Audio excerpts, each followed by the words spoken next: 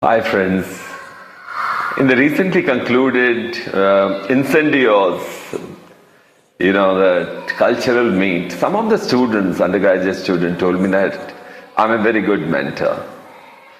Well, I wanted to share some of my thoughts about how a mentor should be in a mentor and mentee system for undergraduate students. Firstly, a mentor should be a guide, role model, advocate and an anchor. And how? See, he should be, most important thing, he should be approachable, accessible, and he should be warm, not cold. Should be warm in interaction.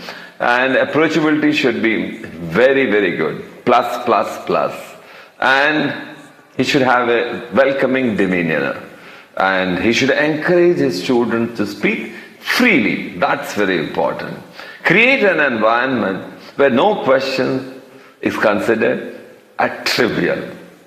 And a mentor should be good listener. That's very important.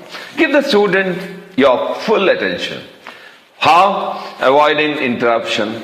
Detect unspoken anxieties when a student speaks.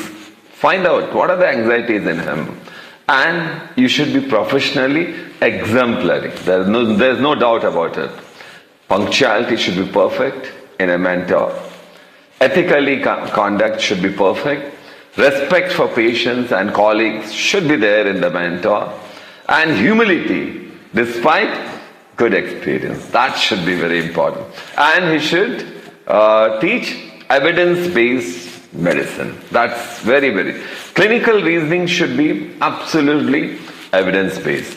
He should be supportive, not authoritarian, and provide advice rather than instructing them. Encourage independent thinking. He should encourage them to think with their own mind. Correct mistakes very gently. And academically, he should be strong, updated. That's very important. He should offer clarity on difficult topics. Guide the students in developing good study habits. Recommend reliable resources, which textbooks should be read. Stimulate curiosity rather than spoon feeding. I would definitely discourage spoon feeding.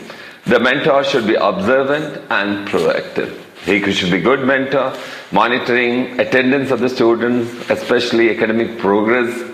He should recognize early signs of burnout in a student. That's very important. And if at all it is there, burnout, intervene discreetly before problems escalate. Confidential. Every matter with the student should be confidential and trustworthy. Maintain absolute confidentiality. Privacy is very, very important in this relationship.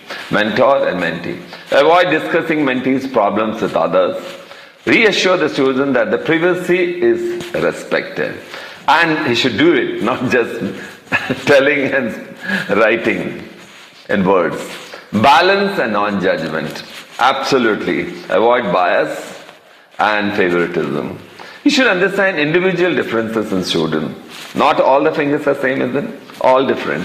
Students also are different. Respect each mentee's circumstances. He should be motivational and inspiring. And he should celebrate with the mentee even the small achievement of his and reinforce the value of nobility of the medical profession. Encourage resilience and perseverance. Share inspiring experiences of his own. He should be first and last accessible for regular interaction. Schedule periodic meeting. Allow students to reach out in times of need. Maintain communication.